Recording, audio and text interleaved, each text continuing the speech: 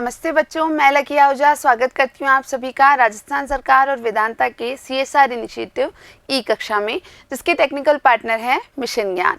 तो बच्चों, अब तक हमने इस अध्याय में यानी 7वें अध्याय में पौधों के कुछ मुख्य प्रकारों को जाना था और आज की कक्षा में हम पौधों के जो विभिन्न भाग हैं उनमें से दो मुख्य भाग यानी तना और पत्ती के बारे में जानने वाले हैं। तो बच्चों शुरू करते हैं।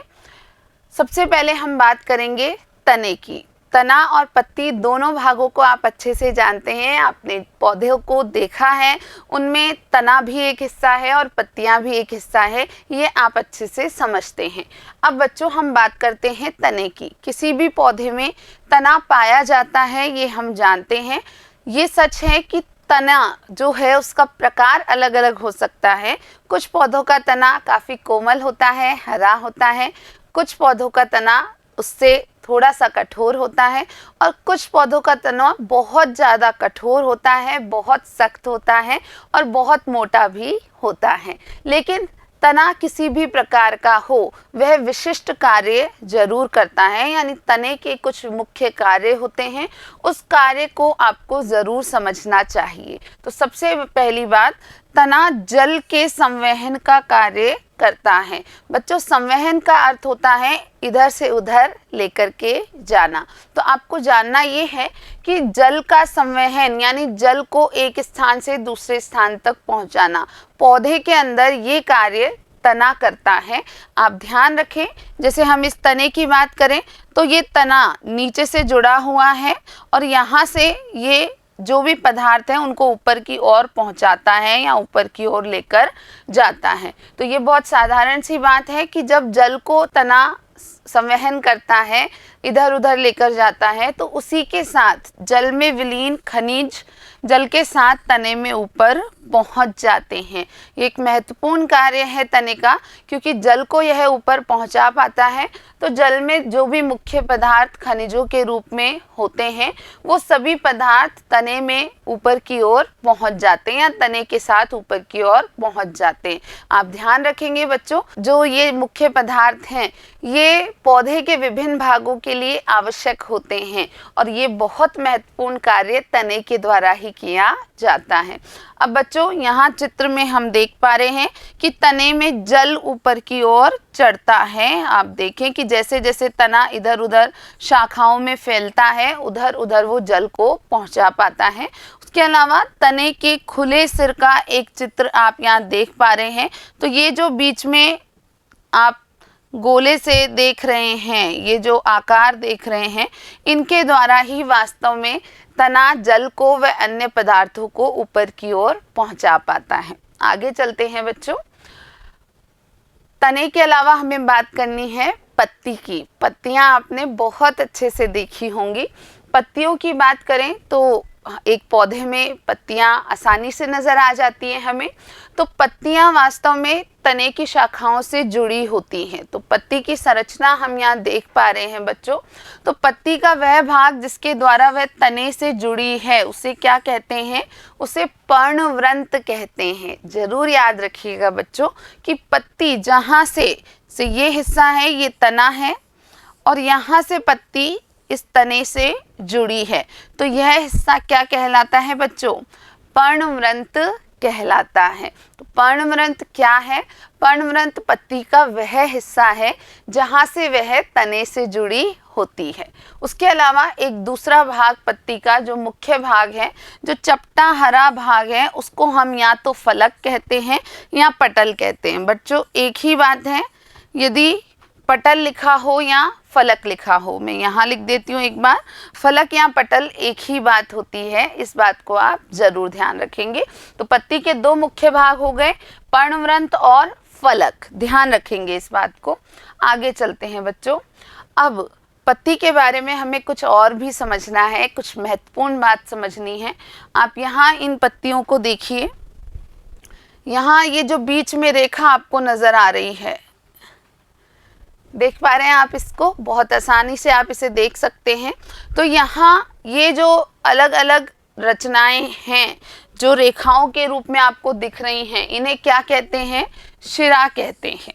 तो पत्ती में उपस्थित रैखिक संरचनाओं को, जो रेखा जैसी संरचनाएं हैं या रेखीय रूप की संरचनाएं हैं, इन्हें ही क्या कहा जाता है बच्चों? इन्हें शिरा कहा जाता है। और इन्हीं शिराओं में से एक जो बीच में उपस्थित मोटी शिरा है, जिसकी हम यहाँ बात कर रहे थे, यह मोटी शिरा ही क्या कहलाती है बच्चों? मध्य शिरा कहलाती है। जरूर ध्यान रखेंगे कि पत्ती के मध्य भाग में उपस्थित एक मोटी शिरा होती है और यह मोटी शिरा ही मध्य शिरा कहलाती है। उसके अलावा इन दोनों पत्तियों में आपको कुछ स्पष्ट अंतर नजर आ रहे होंगे बच्चों, तो इसे समझते हैं। पहली बात, पत्तियों पर शिराओं द्वारा बनाया गया डिजाइन उसे कहा जाता है शिरा विन्यास। आप देख रहे हैं कि यहाँ एक विशेष प्रकार का डिजाइन बनकर आ रहा है। इस तरीके से ये डिजाइन है, आप आसानी से देख पा रहे हैं यहाँ पर, जबकि यहाँ पर ये डिजाइन कुछ इस प्रकार का है। तो ये जो डिजाइन है, इसी डिजाइन को क्या कहते हैं? शिरा विन्यास कहते हैं। तो ध्यान रखेंगे कि पत्तियों पर उपस्थित जो शिराएं हैं, जो विशेष प्रकार के डिजाइन का निर्माण करती हैं, उस डिजाइन को ही शिरा विन्यास कहा जाता है। तीसरी बात, ये जो शिरा विन्यास है ये अलग अलग प्रकार का हो सकता है। ये दो प्रकार के शिरा विन्यास यहाँ हम देख रहे हैं। एक है जालिका रूपी शिरा विन्यास जो यहाँ इस पत्ती में नजर आ रहा है, और दूसरा है समांतर या समानांतर शिरा विन्यास। तो ये दोनों प्रकार के शिरा विन्यास आपको समझने हैं बच्चों। तो पहली शिरा विन्यास की हम बात करते हैं, तो इसे कैसे परिभाषित किया जाए? यदि डिजाइन मध्य शिरा के दोनों ओर जाल जैसा होता है तो यह शिरा विन्यास जालिका रूपी शिरा विन्यास कहलाता है। आप देख रहे हैं कि मध्य शिरा है और उसके दोनों तरफ विभिन्न शिराएं हैं, तो इस प्रकार के शिरा विन्यास को क्या कहते हैं बच्चों? जाल रूपी शिरा विन्यास कहते हैं। दूसरा शिरा विन्यास देखते हैं जो कि यहाँ नजर आ रहा है, इस प्रकार से जो पत्ती है इसमें नजर आ रहा है। तो बच्चों, जैसे घास की पत्तियां हैं उसमें शिराएं एक दूसरे के समानांतर होती हैं। ये एक दूसरे के कैसे हैं? बिल्कुल समानांतर हैं। इसलिए इस प्रकार का शिरा विन्यास समानांतर शिरा विन्यास या समांतर शिरा विन्यास कहलाता है। तो बहुत आसान है बच्चों, ये दोनों प्रकार के शिरा विन्यास आप ध्यान रखेंगे। पहली बात, पत्तियां जो हैं उनमें एक मध्य में मोटी शिरा होती है, उसको मध्य शिरा कहते हैं, और ये सभी शिराएं मिलके एक विशेष प्रकार का डिजाइन बनाती है। इस डिजाइन को ही शिरा विन्यास कहते हैं। शिरा विन्यास दो मुख्य प्रकार का हो सकता है, जालिका रूपी शिरा विन्यास तथा समानांतर शिरा विन्यास या समांतर शिरा विन्यास। इस प्रकार से जब मध्य जो शिरा है उसके दोनों तरफ एक जाल सा बना हुआ नजर आए उसे जालिका रूपी शिरा विन्यास कहते हैं, जबकि यदि सभी शिराएं एक दूसरे के समानांतर नजर आ रही हों तो उसे समांतर शिरा विन्यास कहते हैं। आगे चलते हैं बच्चों। अब पत्ती के मुख्य कार्य। अब पत्तियां एक पौधे में बहुत महत्वपूर्ण कार्य करती हैं। अभी हमने बात करी थी तने के कार्यों की, अब हमें समझने हैं पत्तियों के कार्य। तो पत्तियों के कार्य को समझने के लिए आप एक छोटा सा गतिविधि या प्रयोग अपने घर पर भी कर सकते हैं। नहीं तो आप समझिए कि आपने एक पौधे में, ठीक है, एक मान लीजिए कोई पौधा है, उस पौधे में आपने इस प्रकार कुछ पत्तियों को ढक दिया। आपने एक पन्नी से या किसी पारदर्शी कवर को बांध करके इनको ढक दिया। अब आप यदि इसे 24 घंटे बाद देखते हैं, इस प्रकार से इन पत्तियों को कवर करने के बाद, ढकने के बाद, यदि आप इसे लगभग 24 घंटे बाद देखते हैं तो नज़र ये आता है कि अंदर की तरफ आपको कुछ पानी की बूंदें दिखाई देती हैं। ये पानी की बूंदें जो आप देख पा रहे हैं, वास्तव में ये पानी की बूंदें पत्तियों से ही निकली होती हैं, और ये जो कार्य है पत्तियों का, इसी को कहते हैं वाष्पोत्सर्जन। और इस प्रक्रम के द्वारा जो पत्तियां हैं वो बड़ी मात्रा में जल को वायुमंडल में छोड़ती हैं, निकालती हैं। तो जब हम पौधे के महत्व को पढ़ते हैं तो हम पढ़ते हैं कि पौधे इसलिए महत्वपूर्ण हैं क्योंकि वो जल में या वायुमंडल में बहुत सारा जल छोड़ते हैं या निकालते हैं। तो यहाँ आप देख सकते हैं कि ये जो पत्तियां हैं ये ही वास्तव में पौधे में इस कार्य को कर रही हैं, यानी वायुमंडल में जल का उत्सर्जन करना एक प्रकार से, या जल को छोड़ना जो कि वाष्पोत्सर्जन कहलाता है, यह कार्य पत्ती द्वारा ही किया जाता है। चलते हैं बच्चों आगे।